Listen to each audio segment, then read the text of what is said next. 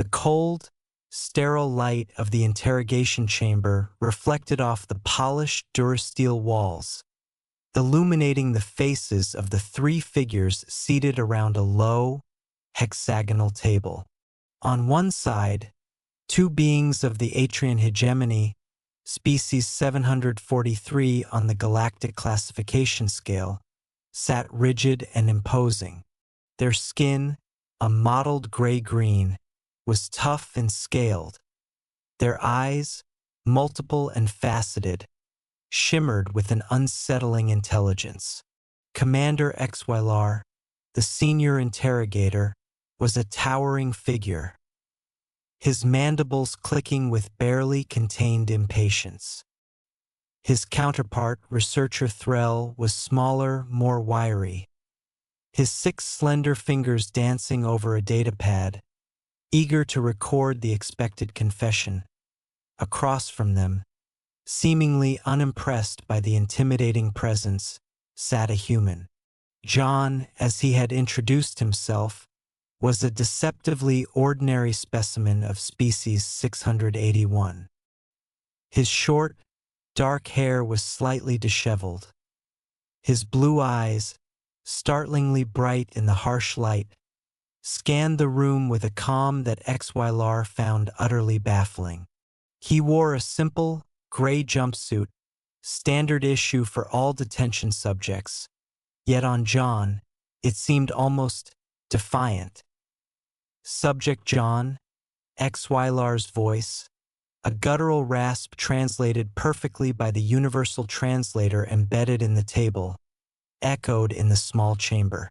You are accused of unauthorized entry into restricted hegemony space, multiple acts of property damage, and the willful obstruction of justice.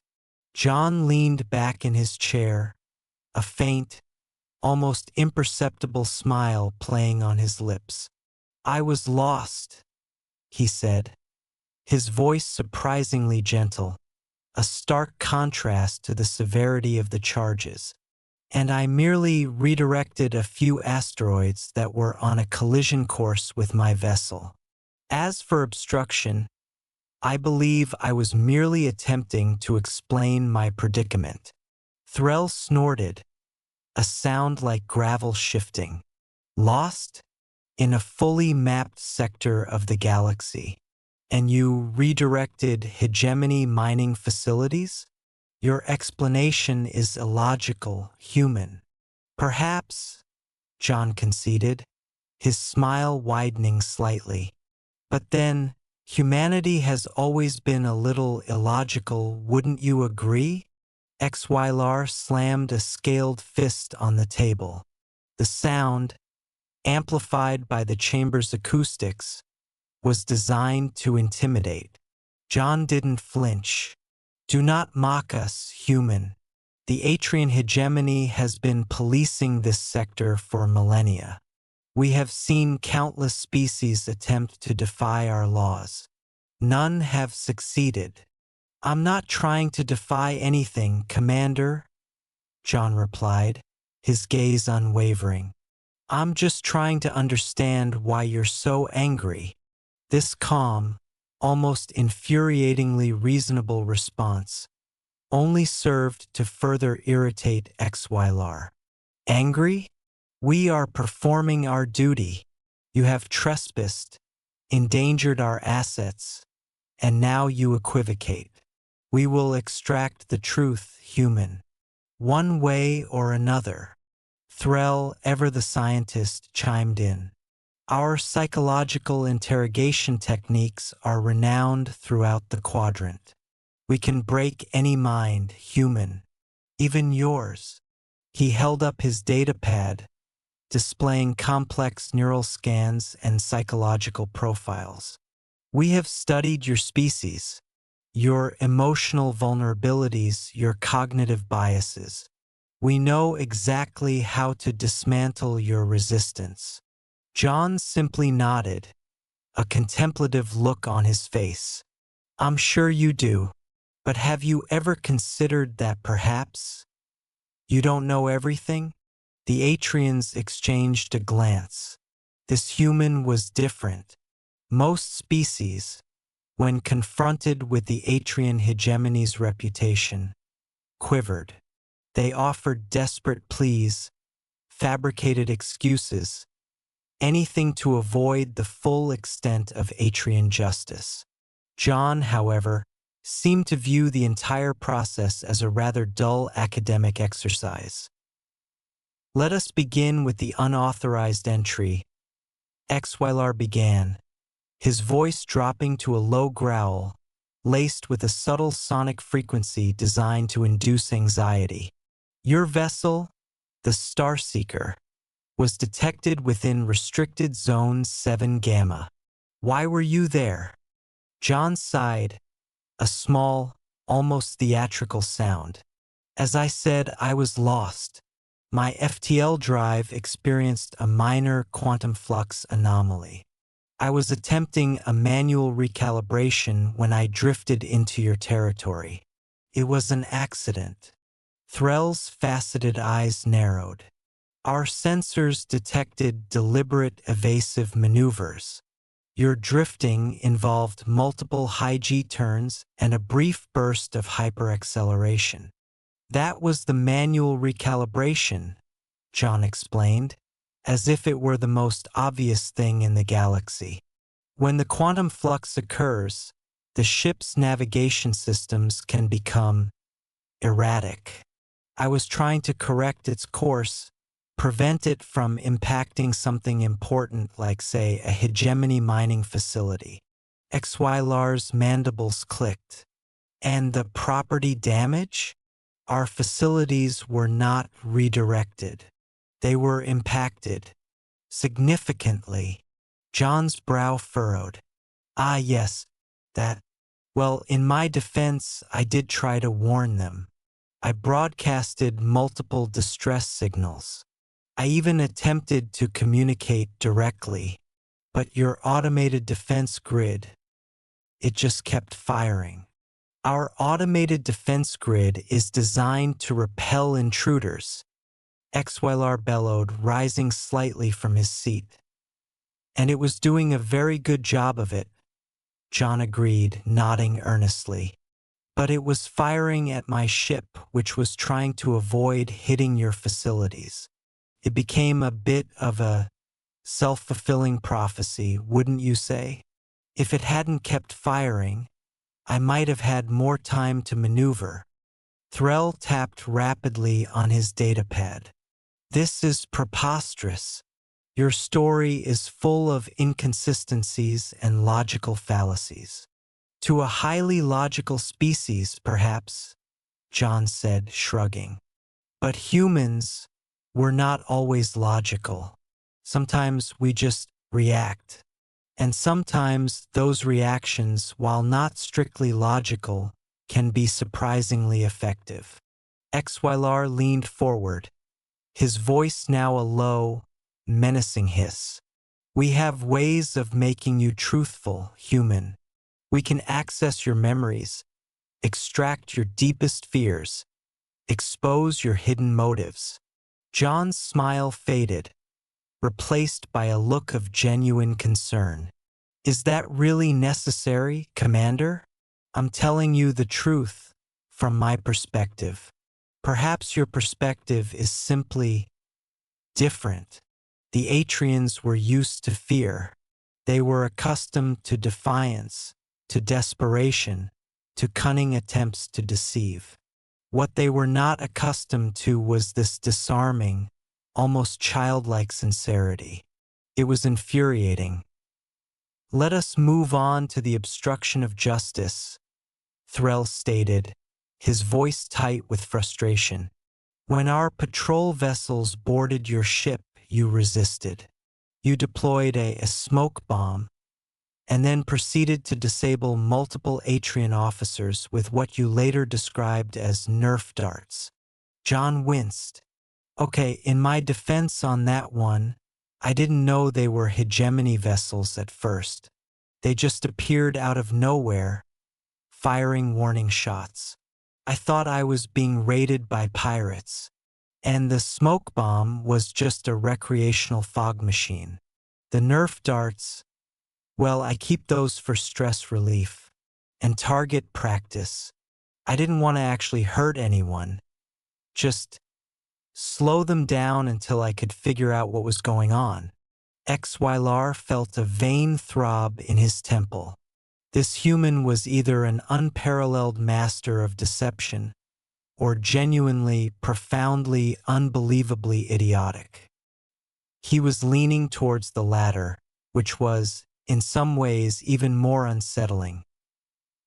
You disabled 3 of our finest officers with foam projectiles, Xylar thundered. And no permanent injuries, I presume? John asked, his eyes wide with feigned innocence. I aimed for fleshy, non-critical areas. The shoulder, the thigh. I'm actually quite good with them. Threll threw his hands up in exasperation. This is ridiculous. We will not tolerate this charade, human. We will begin the neural interrogation. It will be unpleasant for you, but ultimately enlightening for us. John's expression darkened slightly. Neural interrogation? You mean mind reading? A far more advanced procedure, Threll corrected, a note of pride in his voice. We will access your subconscious, unravel your true intentions, and expose your lies. I see, John said slowly. He paused, his gaze drifting to a faint scratch on the polished wall. You know, humans have a saying, be careful what you wish for. Some things are best left undisturbed. Xylar interpreted this as a pathetic attempt at a threat. Are you implying we will find something unsettling, human? Some dark secret? Some hidden weapon? John looked back at them, a strange, almost pitying expression on his face. Oh, Commander, far worse. You might find yourselves. The Atrians dismissed this as more human nonsense. They activated the neural interrogation device, a complex array of electrodes and energy emitters that extended from the ceiling. A faint hum filled the chamber as the device lowered towards John. Do not resist, human, Threll warned, his fingers hovering over the controls. Resistance will only prolong the process. It will amplify the discomfort. John closed his eyes, took a deep breath, and then, surprisingly, began to laugh. It wasn't a mocking laugh or a desperate one. It was a soft, almost wistful chuckle, as if at some private, amusing memory. I'm not resisting, he said, opening his eyes and meeting Xylar's gaze. I'm just preparing you for the ride. The device made contact, a soft click indicating full neural linkage. Threll initiated the scan. For a few moments, nothing happened. Then Threll gasped a sharp choke sound. His faceted eyes widened, flickering with an intensity that Xylar had never seen. Threll? What is it? Xylar demanded, a flicker of unease finally starting to prickle at him. Threll didn't respond directly. He was staring at the readings on his datapad, his slender fingers trembling as they tried to scroll through the torrent of information.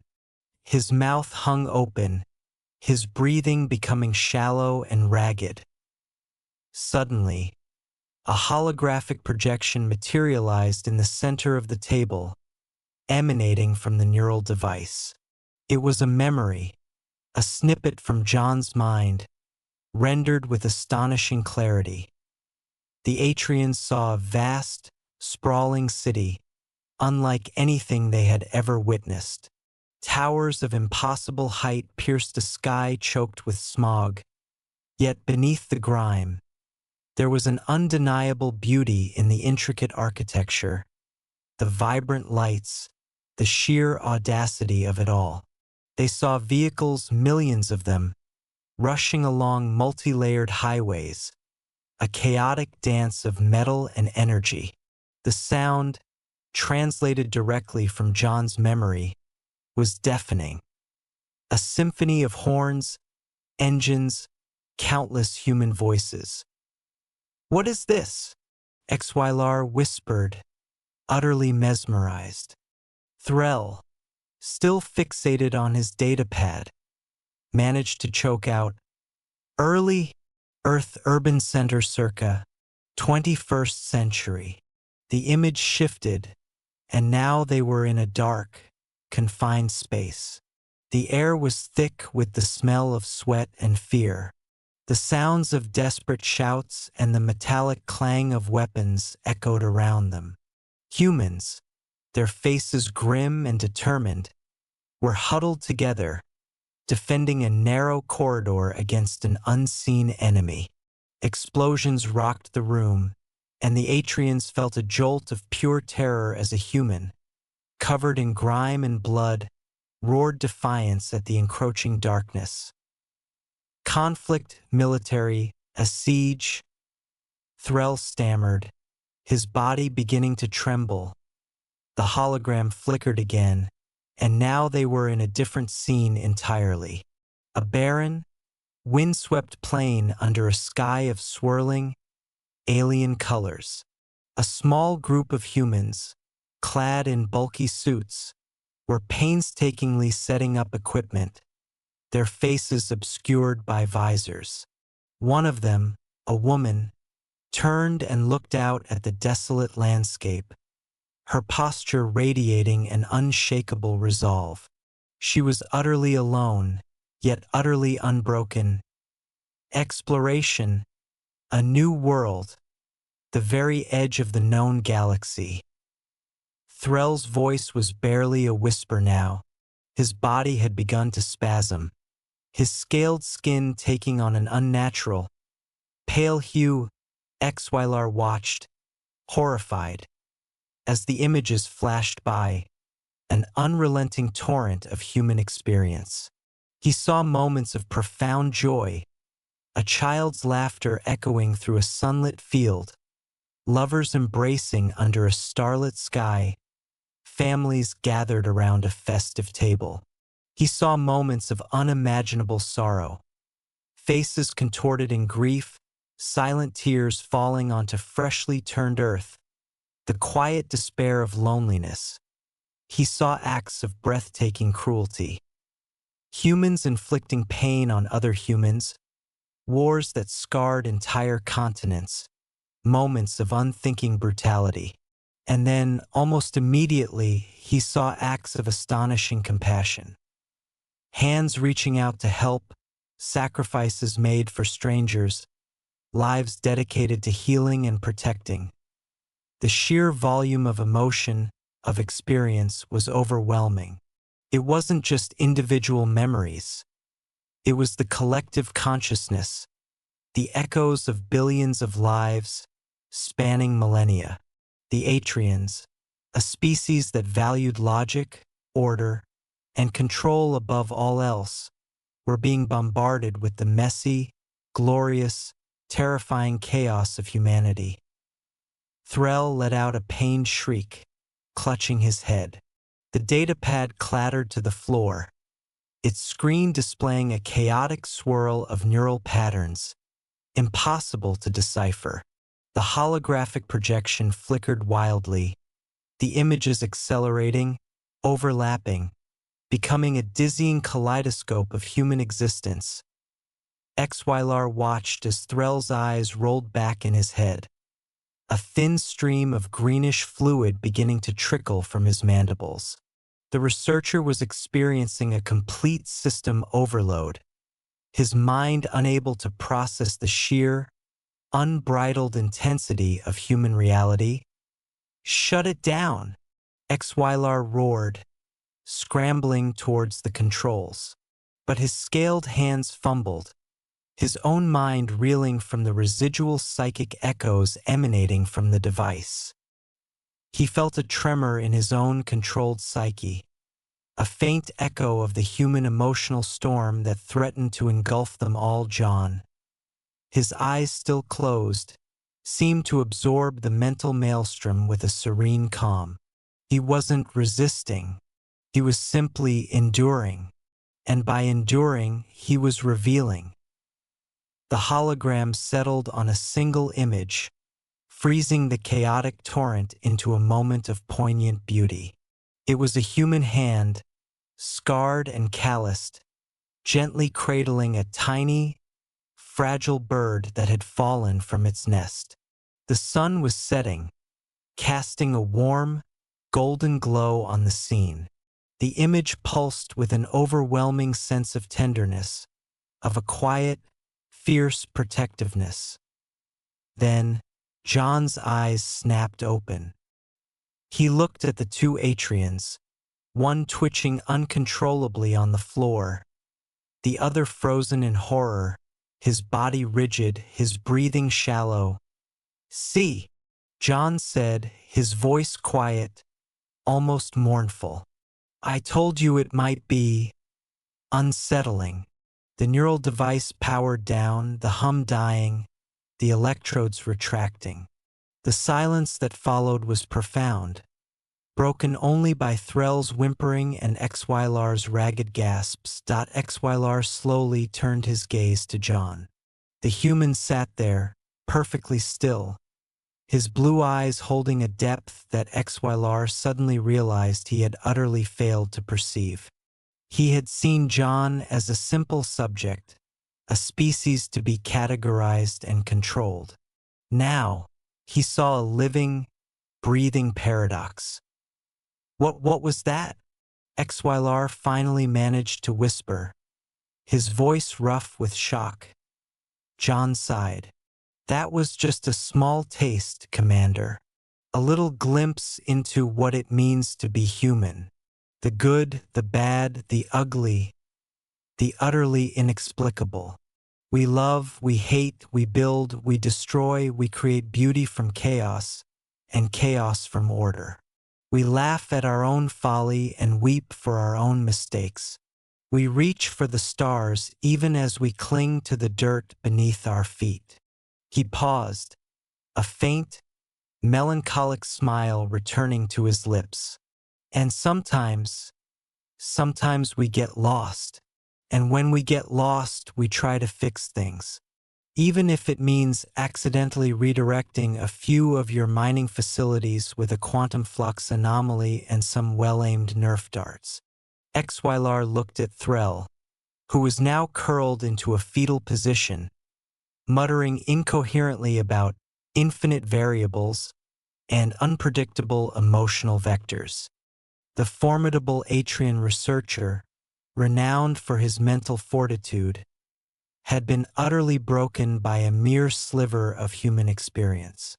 The commander's own mind felt altered. He had always viewed emotions as a weakness, a chaotic force to be suppressed in the pursuit of logical efficiency. But what he had just witnessed was not weakness. It was a raw, undeniable power, a force of nature, untamed and unconquerable. He saw the wars, the suffering, the cruelty, and he felt a brief, instinctive revulsion. But then, he remembered the hand cradling the bird, the quiet acts of heroism, the relentless pursuit of knowledge even in the face of despair. He saw the capacity for both immense darkness and unimaginable light, coexisting within the same fragile vessel. We didn't understand," Xylar admitted, the words feeling alien and clumsy in his mandibles. "We saw a species that defied our logic, and we attempted to force it into our framework." John nodded. "That's a common mistake. With humans, there is no framework. Or rather, the framework is constantly shifting, evolving, breaking, and rebuilding itself. We are a species of contradictions, Commander, a species that will risk everything for a cause and then squabble over the smallest triviality. Xylar felt a profound sense of humility, something he hadn't experienced in centuries. He, the hardened interrogator of the Atrian hegemony, had been utterly unprepared for the sheer, unadulterated humanity of his subject. He had expected secrets, conspiracies, hidden agendas. He had found something far more complex, far more challenging. "So, you truly were just lost?" Xylar asked, the question laced with a hesitant uncertainty that was entirely uncharacteristic. John shrugged. "Mostly, and I really was trying to avoid hitting your stuff. And those Nerf darts, they're actually quite good for self-defense when you don't want to cause permanent injury." Xylar stared at him, then at his convulsing colleague. The charges against John suddenly seemed utterly trivial, lost in the overwhelming tide of what they had just witnessed. How could you apply standard hegemony law to a species that contains such an astonishing, bewildering universe within itself? What do you want?" Xylar asked, the question escaping him before he could censor it. John looked genuinely surprised. "Want? I just want to go home, Commander, and maybe get my FTL drive fixed. And perhaps, if it's not too much trouble, a cup of coffee. Real coffee. None of that nutrient paste you call a beverage." Xylar blinked, his multifaceted eyes slowly focusing on the mundane request. After the cosmic journey through John's mind, the desire for a simple cup of coffee felt profoundly, beautifully human. He looked at the still trembling Threll, then back at John, who was now patiently waiting, a faint, expectant smile on his face. The Atrian hegemony had spent millennia trying to categorize, understand, and control the myriad species of the galaxy. They had always believed that with enough data, enough logic, any being could be dissected and managed. But humanity was an anomaly, a glorious, terrifying, beautiful anomaly that defied all classification. Xylar activated his comms, his voice still a little shaky. "Release subject John. Provide him with a full diagnostic of his vessel and facilitate immediate repairs. And procure some coffee. Explain the situation to the customs agents. He is a unique case." The guards outside, having heard the strange sounds and commotion within the chamber, looked at each other in confusion. They had never heard Commander Xylar sound so utterly. Bewildered John stood up, stretching his limbs, a faint crackle of joints echoing in the silent room. He glanced at Threll, still whimpering on the floor, and a look of genuine regret crossed his face. "I am truly sorry about your colleague, Commander," he said, his voice soft. "I tried to warn you." Xylar simply nodded, still processing the immense shift in his worldview. He watched as John walked towards the door, his seemingly ordinary human gait now imbued with an almost mythic significance. As John reached the exit, he paused, turning back to face Xylar. "You know," he said, a mischievous glint in his blue eyes, "I actually did have a backup plan for getting out of here. Involved a lot of glitter and a particularly loud kazoo." Xylar stared, speechless. The audacity, the sheer, unadulterated humanity of it all. And for the first time, the galaxy understood what it truly meant to be human. If the story moved you, subscribe for more human stories from the stars.